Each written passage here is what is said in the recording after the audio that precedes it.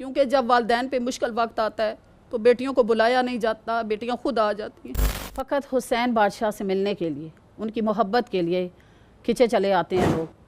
کہ مولا حسین علیہ الصلوۃ والسلام کی شخصیت ایسی مقناطیسی قوت ہے ان کے اندر کہ انسان خود بخود کھنچا چلا آتا ہے، اور انسان کا دل تڑپتا ہے کہ ہم مولا حسین سے ملیں، مولا حسین کی زیارت کریں، اس عظیم سرزمین کی زیارت کریں جہاں پر مولا حسین نے بے بہا قربانیاں دی، اپنے 6 ماہ کے علی اصغر تک کو قربان کیا، بالکل محروم کر رہے ہیں۔ میں کہتی ہوں وہ دنیا کی بدقسمت ترین قوم ہے جو مولا حسین علیہ الصلوۃ والسلام کی اس عظیم جنت کو دیکھنے کے لیے نہیں آتے۔ بہت بد نصیب ہیں وہ لوگ، ان کو آنا چاہیے، یہاں اس جنت کو دیکھنا چاہیے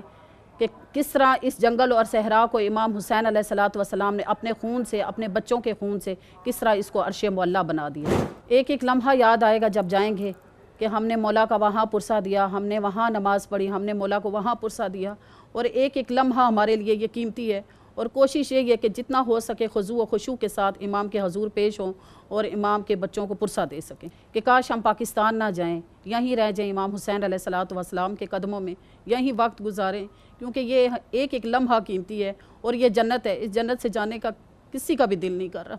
میرے لیے عظیم شخصیت ہیں امام حسین ابن علی علیہ الصلوۃ والسلام،